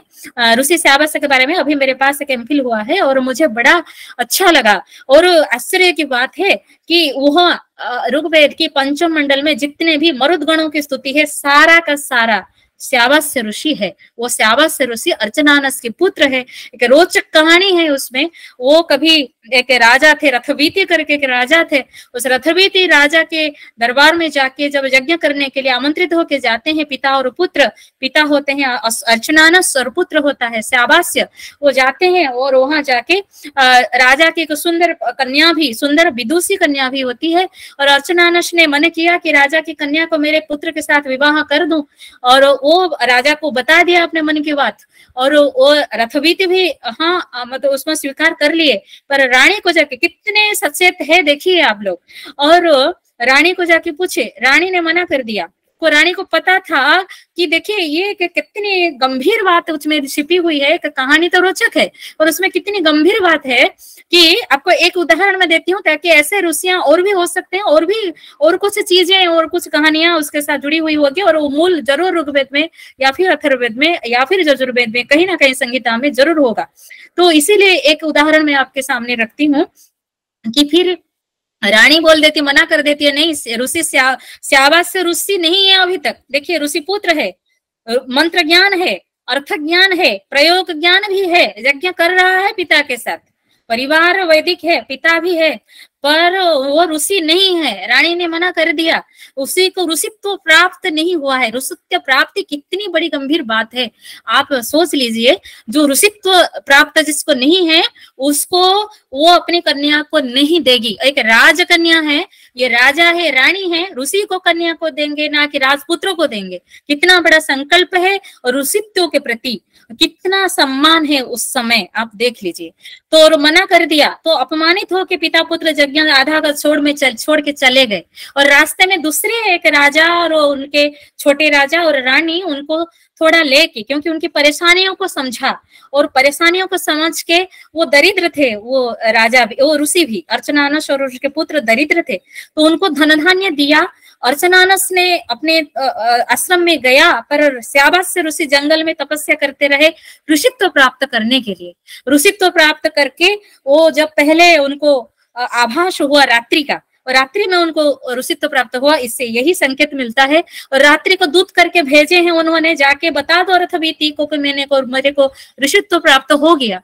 तो उन्होंने रात्रि दूत बनकर गई है, और आके तो तब उन्होंने मरुदगण आके उपस्थित हो गए, और वो सारे मरुदगण 49 मरुद है, तो मरुदगणों की जितने भी स्तुतियां हैं सारा का सारा पंचम मंडल में ऋग्वेद में आपको मिलेगा, और सारा का ऋषि जितने भी मरुद स्तुति है सब श्यावास्य ऋषि का है। और वो फिर आके उनको क्षमा प्रार्थना पूर्वक उनको लिया और अपने कन्या को दिया। मतलब ऋषि, रानी को पता है, वो कन्या को पता है ऋषित्व क्या है। ये एक बहुत बड़ी बात है।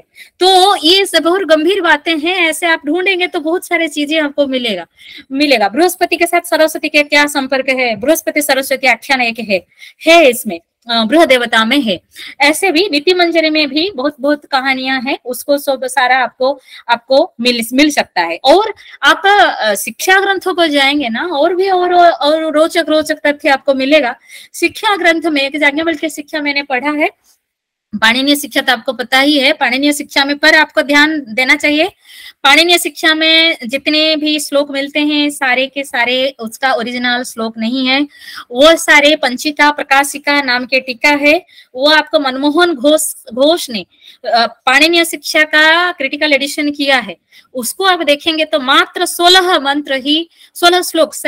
श्लोक ही आप लोगों को उसका ऑथेंटिक है, जो कि क्रिटिकल एडिशन में मनमोहन घोष ने किया है। और बाकी जो प्रकाशिका और पंचिका ऐसे 3 टीकाएं उसमें, और एक है 3 उसमें पंजिका या कुछ है, उसमें 3 संयोजित है। और वो जो श्लोक आपको मिलता है ना, वो सब वो टीकाओं के श्लोक है। मंत्रहीन स्वरतो वर्णतो वा ओरिजिनल नहीं है, ये आप देखेंगे। तो फिर क्रिटिकल दृष्टि, हमारी दृष्टि क्रिटिकल होना चाहिए, ये सबसे बड़ी बात है। और उसमें जो उदात्त अनुदात्त स्वरित स्वर है ना, वो स्वरों का कलर्स है, उदात्त क्या कलर है, और उसका देवताओं भी है। आप सोच लीजिए, जब साहित्य में लोग रिसर्च करते हैं तथा श्रृंगार आदि, खत्म करती हूँ अभी और ज्यादा समय हो गया है, श्रृंगार आदि जितने रस है उन रसों का देवता है, उन रसों का वर्ण भी है। और प्राण में मैंने प्राणों के ऊपर पीएचडी किया है, तो प्राणों के ऊपर भी जो अबर उपनिषद है या फिर जो माइनर उपनिषद है और योगोपनिषद है खास करके, उन उपनिषदों में प्राणों का भी वर्ण है, प्राणों का भी कलर है और प्राणों का भी देवता है। तो क्या सामंजस्य है इसमें, क्यों ऐसा? ये जरूर साइकोलॉजिकल है, कलर के बारे में आया और कोई चीजों का मतलब ये जरूर हमारे मनोविज्ञान के साथ जुड़ी हुई है।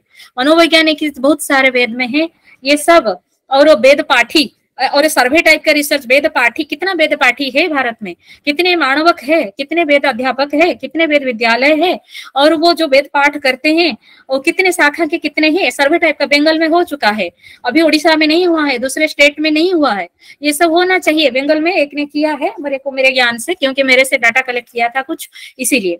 तो ऐसे वेद पाठ जो पंच प्रकार का होता है, वेद स्वीकरणं पूर्वम, हाँ, विचारो अभ्यसनम तथा तद्दानम चैव शिष्यभ्यो वेदाभ्यासो ही पंचधा।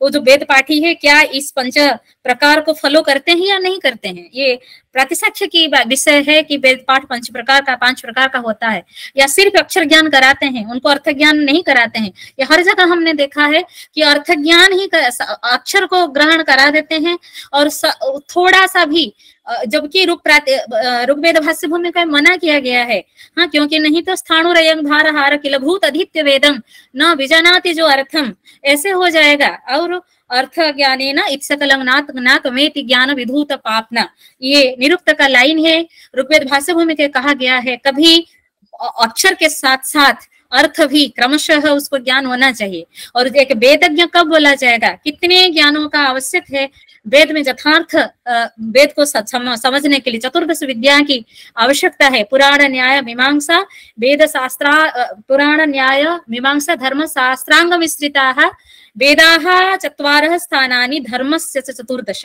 ऐसे 4 वेद, 6 वेदांग, धर्म न्याय मीमांसा, धर्मशास्त्र और पुराण, ये सब का जब मिलन होगा तभी हमारा वैदिक रिसर्च संपूर्ण होगा। ये सब वेद के साथ जुड़ा हुआ है। इसको छोड़ के हम इधर एक मतलब क्या बोलते हैं, एक देशदर्शी हो जाएंगे। तो इसको एक को भी छोड़ देंगे ना हम, फिर अपूर्ण हो जाएंगे, हमारा रिसर्च कंप्लीट नहीं होगा। और बहुत रिसर्च इतना सहज काम नहीं है, हमको बहुत उसमें, जैसे कि एक तपस्वी तपस्या करता है, रिसर्च ऐसे ही है, हम एक तपस्वी बनेंगे। जैसे कि ऋषित्व प्राप्त करने में लग गए, ऋषित्व प्राप्त होना जैसे काम है, और रिसर्च में भी तपस्वी बनना ऐसा ही एक कठिन काम है। और उस कठिन काम हम करेंगे तो हम अपने आप के साथ, हम किसी के साथ क्या बुरा करते हैं अच्छा करते हैं वो तो नहीं, हम अपने आप के साथ ही हम क्या करते हैं, अपने आप को ही न्याय दे पाएंगे। नहीं तो अपने आप को, हमको अच्छा नहीं लगना चाहिए कि मैंने ये काम सही नहीं किया। तो ये सारे चीजें हैं, और बहुत सारे चीजें हैं। कोई आर्काइक वर्ड है, जैसे पुरानी शब्द अथर्ववेद में है, ऋग्वेद में है, वो शब्द का प्रचलन अब है ही नहीं। तो वो उस तरह का शब्द, वर्ड स्टडी भी एक हो सकता है, सोशियोलॉजिकल स्टडी, फिलोसॉफिकल स्टडी बहुत हो चुका है, और लिंग्विस्टिक स्टडी तो मैंने बोल दिया। और जैसे कि टेक्निकल पारिभाषिक शब्दावली का स्टडी, हर एक ग्रंथ का कुछ परिभाषा होता है। जैसे वेद के इतने सारे ग्रंथ है, इतना बड़ा विशाल वैदिक साहित्य है, मुझे तो लौकिक संस्कृत साहित्य से भी और ज्यादा कठिन वैदिक साहित्य का इतने सारे ग्रंथ है। मतलब लौकिक साहित्य की तरह हमारे भी तरह तरह का ग्रंथ है वैदिक साहित्य में। और कोश ग्रंथ जो है उसका भी अध्ययन वेद के साथ जुड़ा हुआ है, कोश ग्रंथ का अध्ययन भी वेद का साथ जुड़ा हुआ है। जैसे कि स्रोत कोश है, और गृह कोश अभी तक बनाया नहीं कोई धर्म कोश कोई नहीं बनाया है, सुल्लो कोश भी कोई नहीं बनाया है, इतने सारे काम बाकी है। तो इन सबों के साथ हमारा दृष्टि प्रशस्त हो, हमारा बुद्धि प्रशस्त हो, और हमारा तपस्या भी जितना कठिन हो सके। जैसे कलाम ने बोला था कि maximum utilization of your capacity और योर ऑफ एबिलिटी हम नहीं करेंगे ना, फिर वो एक क्राइम है। ऐसा बोला है कलाम ने कहीं एक अपने अग्नि का जो विंग्स ऑफ द फायर ग्रंथ में शायद उन्होंने यही बोला है। तो इस प्रज्ञां भर्तृहरि की इस वाक्य से हम समाप्त करेंगे। प्रज्ञां विवेकम लभते भिन्ने ही आगम दर्शने ही कियदवा सक्यम उन्नेतुम स्वतर्कम अनुधावता। हम प्रज्ञा, हमारी प्रज्ञा विवेक को लाभ करेगा और उत्कर्ष को, सिद्धि को प्राप्त करेगा जब जितने भी आगम दर्शन, जितने भी आगम से हम जुड़े रहेंगे। और साथ वेद के साथ तो चतुर्दश विद्या जरूर जुड़ना चाहिए, और तभी हमारा बुद्धि तीक्ष्ण होगी, परिपक्व होगी, और हमारा शोध भी उतना ही प्रखर होगा। ये सबके साथ आप लोग इतना अवसर दिया, इतना समय से मुझे आप लोग कभी भाराक्रांत भी हो चुके होंगे कि क्या मैडम क्या क्या बोल रही है अपने मन का। मेरा जो था मन में बहुत सारे और भी चीजें हैं, पर आप जो 4-5 बिंदुएं मैंने बोला वो सबको कभी कहीं तो जो करे तो ये श्रम सार्थक होगा। आप सभी को मेरे हृदय से, और विशेष करके अनंत मुखर्जी सर से, और यहाँ जो एंकरिंग कर रहे हैं और उपस्थापना कर रहे हैं, और शुभश्री मैडम से, वो मेरी छोटी बहन की तरह है। और जो सार है अभी है इस डायश में है, दिव्येंदु सार है, वो सबको मेरा आंतरिक और हार्दिक कृतज्ञता के साथ, आप सबको मेरा शुभकामनाएं और कृतज्ञता के साथ यहाँ मेरा वाणी को विराम देती हूँ। नमो नमः। जयतु भारतम, जयतु वेद भारती। असंख्य धन्यवाद पराम्बा श्री योगमाया मैम को। आज बहुत सुंदर तरीके से उनका जो व्याख्यान था उससे हम सबको वेद के विषय में, वेद के जो विषय अभी तक स्पर्श है, उन सारे विषयों को लेकर हम लोग आगामी दिनों में, या कम आलोचित है, कम चर्चाओं में आता है, उन सारे विषयों को लेकर हम लोग आगामी दिनों में क्या शोध कार्य कर सकते हैं, उन विषय में आज एक भाली भांति रूपरेखा मिली है हम सबको। अंतिम में क्वेश्चन एंड आंसर का सेशन है, लेकिन उससे पहले हमारे साथ उपस्थित है हमारे अग्रज प्रतिम श्री दिव्येंदु राय सर, दिव्येंदु राय दा, हमारे Ranibandh government college Bankura West Bengal से।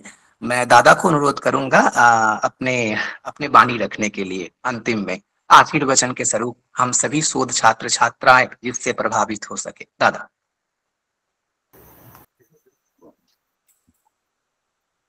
ओम स्थापकाय च धर्मस्य सर्वधर्म स्वरूपिणे अवतार वरिष्ठाय रामकृष्णाय ते नमः। सर्वेभ्यो नमो नमः। সবাইকে নমস্কার। বাংলা ভাষাতেই বলছি। আমার অনুজ প্রতিম অনন্ত সাথে কথা হয়েছে এবং অনন্ত বলল বাংলাতেই বললেই সকলের বোধসৌকর্য হবে, সেই জন্য বাংলাতেই বলছি। প্রথমেই আমি আমাদের যিনি মুখ্য বক্তা ছিলেন যোগমায়া মহোদয়াকে অনেক শ্রদ্ধা ধন্যবাদ জানাচ্ছি, এবং শুভশ্রী ম্যাডামকেও ধন্যবাদ জানাচ্ছি, এবং যারা আমাদের এবং বিএসএসএ এর কর্ণধার অমিত বাবুকেও অনেক ধন্যবাদ। বিশেষ ধন্যবাদ অনন্তকে এবং অমিত বাবুকে যে আমাকে এরকম একটা প্ল্যাটফর্মে বলার সুযোগ করে দেওয়ার জন্য।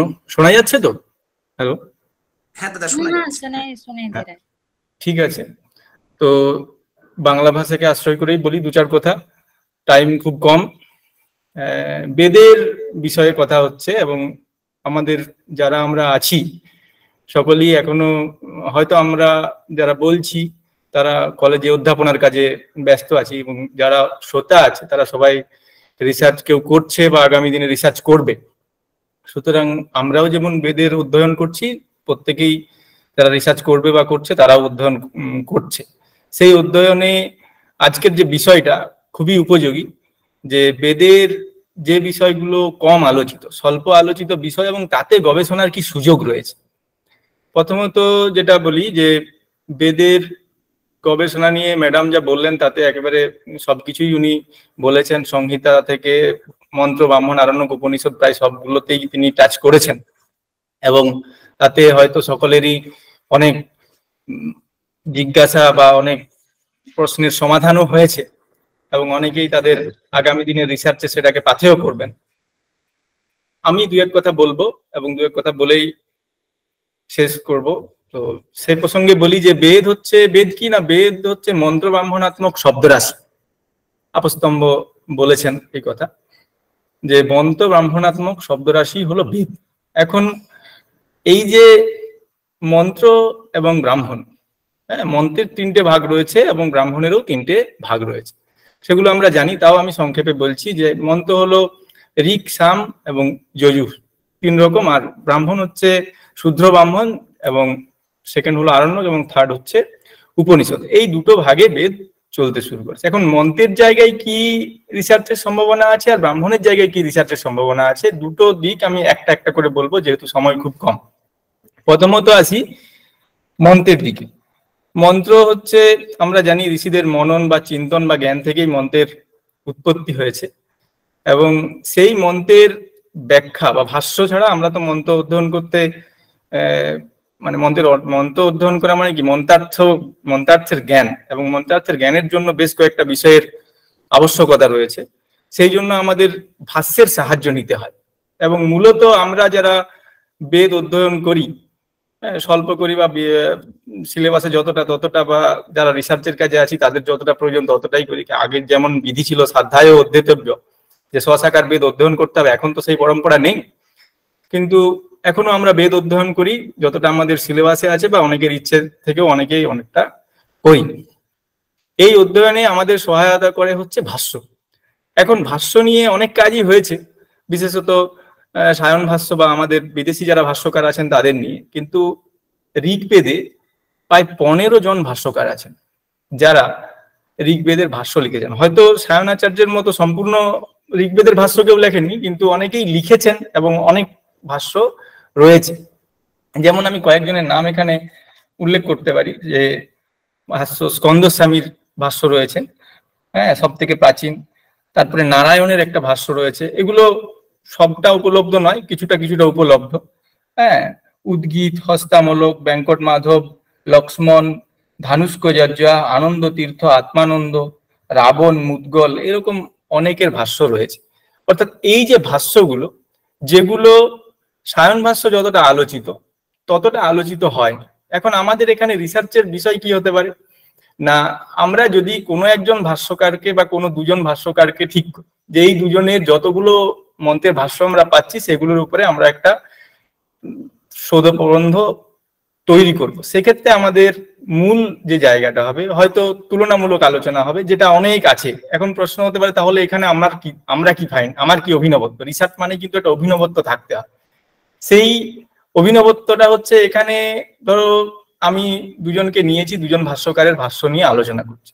সেই আলোচনায় আমার এই দুজনের আলোচনা থেকে আমার নিজের একটা বৈদিক মন্ত্র সম্পর্কে বা একটা বৈদিক পদ সম্পর্কে বা বেদের মন্ত্রের যে প্রয়োগ সম্পর্কে যে ধারণাটা জন্মালো, যে দুজনের দুটো মত আছে, সেই দুটো মতকে দুজন প্রতিষ্ঠা করেছেন, কারণ সেই দুটো মত প্রতিষ্ঠা করতে গিয়ে তারা যে যে যুক্তির অবতারণা করেছেন, এই দুটো যুক্তি আমি পড়লাম, দুটো যুক্তির অবতারণা করলাম, এবং অবতারণা করার পর সেখানে আমার কি মনে হলো এই দুটো যুক্তি পড়ে, এই যে বিষয়টা, এইটা একটা রিসার্চের জায়গা হতে পারে বলে আমার মনে হচ্ছে। এরকম অনেক ভাষ্যকার আছে, বিশেষত কৃষ্ণ যজুর্বেদেরও 8 জন ভাষ্যকার আছে, নামগুলো আমি আর এখন বলছি না, সময় স্বল্প বলে।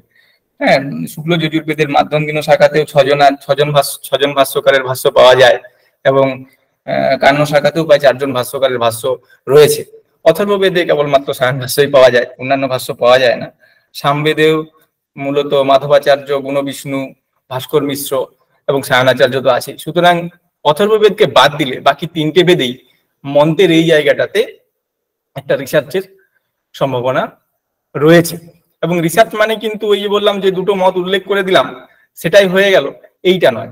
দুটো মতের সাথে সাথে আমার কি ফাইন্ডিংস বা আমি এখান থেকে কি বুঝলাম বা আমি এখানে নিজের একটা মত দিলাম, এইটাই হচ্ছে ব্যাপার। যেমন একটা উদাহরণ দেওয়া যেতে পারে, ধরো আমরা সবাই অগ্নিসূক্ত সবাই পড়েছি, এবং অগ্নিসূক্তের প্রচুর বই বাজারে রয়েছে, এবং আমরা অনেক বই দেখেওছি, পড়তে গিয়ে বইয়ের সহায়তা নিয়েছি। কিন্তু কোনো একটা বইয়ে হয়তো মন্ত্রার্থটা সুন্দরভাবে দেওয়া আছে, কোনো একটা বইয়ে ভাষ্যার্থ সুন্দর করে দেওয়া আছে, কোনো একটা বইয়ে আবার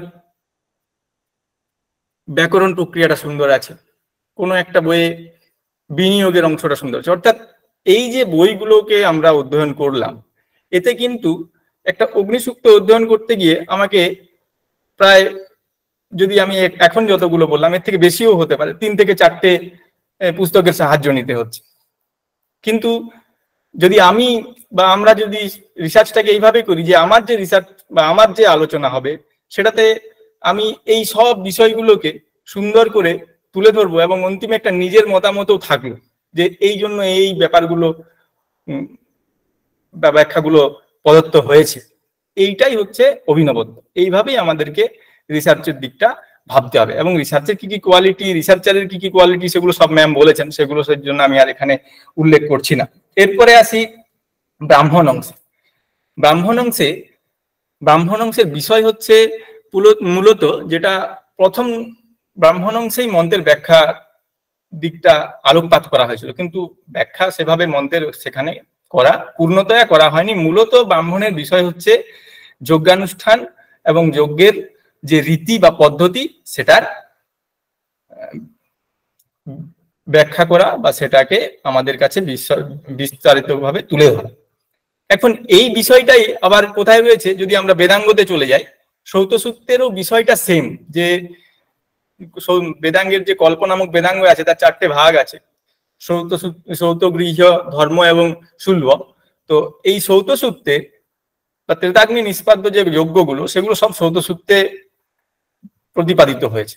এই সৌতসূত্রে যদি আমরা দেখি, ব্রাহ্মণ গ্রন্থের যা বিষয় অর্থাৎ যজ্ঞের অনুষ্ঠান এবং তার পদ্ধতির বর্ণনা সৌতসূত্রের বিষয়ও কিন্তু সেম, কিন্তু সেম হলেও উভয়ের মধ্যে বিস্তর পার্থক্য আছে। কিরকম, আমি একটা ছোট্ট বিষয় বলছি, যে বর্ণনার দিক দিয়ে যেমন যদি আমরা আশলায়ন সৌতসূত্র পড়ি, সেখানে প্রথমেই প্রকৃতি যাগের বর্ণনা দিয়ে শুরু হয়েছে। ইষ্টি যাগের প্রকৃতি হচ্ছে দর্শপূর্ণমাস, সেই দর্শপূর্ণমাস যাগের বর্ণনা দিয়ে শুরু হয়েছে। আবার যদি আমরা চলে যাই ঋগ্বেদের ব্রাহ্মণ অংশে, সেখানে আমরা দেখব যে দীক্ষণীয় ইষ্টি দিয়ে শুরু হচ্ছে। দীক্ষণীয় ইষ্টিটা কি না, একটা হচ্ছে ইষ্টি যাগের বিকৃতি যাগ, আর দর্শপূর্ণমাস হলো কি ইষ্টি যাগের প্রকৃতি যাগ। অর্থাৎ দুটোর বিষয় সেম, কিন্তু বর্ণনা ক্রম আলাদা, এবং বর্ণনা করতে গিয়ে যজ্ঞের যে অঙ্গগুলোর কথা বলা হয়েছে সেগুলো তো অনেক পার্থক্য আমরা সেখানে দেখতে পাবো, যদি আমরা বিষয়টাকে একেবারে সুচারুরূপে অধ্যয়ন করতে পারি। এটাও একটা রিসার্চের দিক উন্মোচন করতে পারে বলে আমার মনে হয়। এই ব্রাহ্মণের যে যজ্ঞের বর্ণনা এবং সৌতসূত্রের যে যজ্ঞের বর্ণনা, এই দুটোর একটা আলোচনা হতে পারে। এবং ওই বললাম পরিশেষে কিন্তু একটা নিজের অভিমত থাকতেই হবে, সেইটা না হলে রিসার্চ সম্পূর্ণ হবে না। এইটা আরেকটা বিষয় বলি, যেটা আমার এমফিলের একটা বিষয় ছিল, এবং এই বিষয়টা আজকে নামটা আমি বলছি, যে যিনি ঠিক করেছিলেন তিনি আর কয়েকদিন আগেই অমৃতলোকে যাত্রা করেছেন, শ্রদ্ধেয় শ্রী অমর কুমার চট্টোপাধ্যায় স্যার। আমি তার কাছে পড়েছি এবং অনেক কিছু যতটুকু জেনেছি হয়তো তার আশীর্বাদেই জেনেছি বেদের অনেক কিছুই। তো অমরবাবু একটা নিজস্ব বইও আছে, রবীন্দ্র ভারতী থেকে পাবলিশড হয়েছে, যে নিরুক্তে মধ্যম স্থানীয় দেবতা। নিরুক্তকার মূলত দেবতাকে 3 ভাগে ভাগ করেছেন এবং বলেছেন যে অগ্নি পৃথিবী স্থানীয়, বায়ু ইন্দ্র বা অন্তরিক্ষ স্থানীয়, সূর্য দুস্থানীয়। অর্থাৎ ত্রিস্য এব দেবতা, দেবতা 3 রকম। তার মধ্যে উনি একটা আলোচনা করেছিলেন যে মধ্যম স্থানীয় দেবতা। সেখানে মূলত এখানে যদিও এখানে যে লাইনটা বললাম, সেখানে মধ্যম স্থানীয় দেবতা হিসেবে বায়ু বা ইন্দ্রকে বলা হয়েছে। সেখানে আমরা যদি নিরুক্ত অধ্যয়ন করি, সেখানে দেখবো অনেক দেবতার বর্ণনা আছে। এখন প্রশ্ন হতে পারে এটাতে আবার রিসার্চের কি হলো, যে এ তো নিরুক্তেই বলা আছে যে মধ্যম স্থানের দেবতা কারা। রিসার্চের বিষয় হচ্ছে এখানে এইটা, যে ওইটা ঠিকই বলা আছে, কিন্তু এখানে ওই যে বললাম নিজেদের একটা মত, নিজেদের মতটা কি, যে যদি সুচারুরূপে অধ্যয়ন করা যায় সেখানে দেখা যাবে যে ওই ত্রিস্য দেবতা বলেছেন তো যে 3 জন দেবতা, সেখানে বায়ু বা ইন্দ্র মুখ্য দেবতা ঠিকই, কিন্তু অন্যান্য যারা দেবতা আছেন তারা হচ্ছেন এই সব দেবতার ঐশ্বর্যবশত তাদের একটা করে রূপ দেখানো হয়েছে। এইটা হলো একটা ফাইন্ডিংস বা রিসার্চ যা বলবে। আমার যে টপিকটা ছিল সেটা ছিল দুস্থানীয় দেবতা। সেখানে আমিও যেটা দেখেছি, মূলত সূর্য হচ্ছেন দুস্থানীয় দেবতা। তার সাথে সাথে প্রায় অন্যান্য 30 জন দেবতার কথা দুস্থানে রয়েছে, নিরুক্তেই রয়েছে, সেগুলোর উল্লেখ হয়েছে এবং প্রত্যেকেই হচ্ছেন সূর্যের মহাভাগ্যাত বা ঐশ্বর্য বশত প্রত্যেকের একটা করে রূপকল্পনা করা হয়েছে। অর্থাৎ এই যে বিষয়গুলো, এইগুলো যদি আমরা ভাবতে শুরু করি, ছোট বিষয় হয়তো স্বল্প, কিন্তু তাতে রিসার্চের জায়গা আছে এবং বিষয়টা অনালোচিত। ঠিক একইভাবে এখন একটা যে দুটো স্থান আলোচিত হলো, একটা বাকি থেকে গেল যে পৃথিবীর স্থানীয় দেবতা, সুতরাং এটাও একটা রিসার্চের জায়গা হতে পারে দেবতার দিক দিয়ে যদি ভাবি। এটা গেল।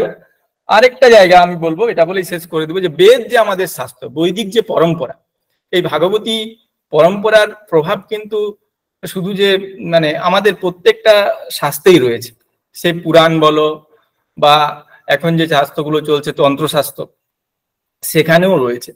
সেইটার অন্বেষণও একটা বিশাল গবেষণা হতে পারে। ঠিক আছে, যেমন পুরাণের যদি কথা বলি, সংক্ষেপে ছোট্ট একটা বিষয় বলি, যে পুরাণের 5টা বৈশিষ্ট্যের কথা আমরা সবাই জানি। স্বর্গশ্চ প্রতিসর্গশ্চ বংশমন্বন্তরাণি চ বংশানুচরিতং চৈব পুরাণং পঞ্চলক্ষণম। এই যে 5টা লক্ষণ, আরো পুরাণের বেশ কিছু লক্ষণ আছে, মূল লক্ষণ হলো 5টা। এই 5টা লক্ষণে বেদের প্রভাব অন্বেষণ করা একটা বিশাল রিসার্চের বিষয় হতে পারে এবং এটাও একটা অনালোচিত বিষয়ের মধ্যেই, স্বল্প আলোচিত, অনালোচিত বলবো না, স্বল্প আলোচিত। পুরাণে বেদের প্রভাব নিয়ে অনেক হয়তো রিসার্চ হয়েছে, কিন্তু এই জায়গাগুলোতে যে পুরাণের যে লক্ষণগুলো রয়েছে সেইগুলোতে। দ্বিতীয়ত আমার যা পিএইচডির কাজ, সেটা হচ্ছে তন্ত্রের উপরে, সেখানে বেদের প্রভাব কি রয়েছে সেইখানে, সেই কাজটা করতে গিয়ে আমি যেটা দেখেছি ওখানেও অনেক, এটা নিয়ে তো কোনো রিসার্চ, এটা একেবারে অনালোচিত দিক এবং এই দিকে এখানেও প্রচুর রিসার্চের জায়গা আছে। যেমন তান্ত্রিক যে দর্শন আছে, যেটাকে আমরা মূলত শাক্ত দর্শন বা শৈব দর্শন বলে জানি, সেই শাক্ত দর্শন বা শৈব দর্শনে বৈদিক দর্শনের প্রভাব অন্বেষণ একটা রিসার্চের জায়গা হতে পারে। আরেকটা আছে যে তান্ত্রিক ষট কর্ম আছে, তাতে শান্তিকর্ম বা আমাদের যে মারণ, উচ্চাটন, বশীকরণ, স্তম্ভন, বিদ্বেষণ, এই যে তান্ত্রিক ষট কর্ম আছে, এই ষট কর্মে কিন্তু অথর্ববেদের একটা বিশাল প্রভাব রয়েছে। সেই প্রভাবের অন্বেষণও একটা পরবর্তী রিসার্চের বিষয় হতে পারে। এছাড়াও আরো যে আছে, যে আমাদের আধুনিক যে আধুনিক যে জীবনযাত্রা, সেই জীবনযাত্রাতে এখন সব থেকে বড় ব্যাপার হয়ে গেছে যে সচ্চরিত্র নির্মাণ। সচ্চরিত্র নির্মাণেও বেদের প্রভাব অন্বেষণ করা যেতে পারে। সেক্ষেত্রে মন্ত্র, ব্রাহ্মণ, আরণ্য, উপনিষদ প্রত্যেকটা জায়গা থেকেই আমরা ডেটা পাবো এবং সেগুলো কালেক্ট করে তার উপস্থাপন এবং তার বিশ্লেষণ একটা রিসার্চের জায়গা হতে পারে। আরো একটা আছে যেটা আমাদের বৈদিক আর্যদের একটা পরম্পরা, তার সাথে এখন আমাদের অনেক আমরা প্রায় অনেক আগের পরম্পরা, বর্তমান পরম্পরার কি মিল আছে এবং কি প্রভাব আছে, এগুলোর অন্বেষণও রিসার্চের একটা বিষয় হতে পারে বলে আমার মনে হয় এবং এগুলো অন্বেষণ করলে আগামী দিনে অনেক ভালো ভালো রিসার্চ হতে পারে। এই বলে আমি আমার বক্তব্য শেষ করছি এবং প্রত্যেকের উপর বেদমাতার কৃপা বর্ষিত হোক, হ্যাঁ, এই আমার প্রার্থনা বেদমাতার কাছে। সকলকে আরো একবার নমস্কার। সবাই ভালো থাকবেন, সুস্থ থাকবেন। নমস্কার।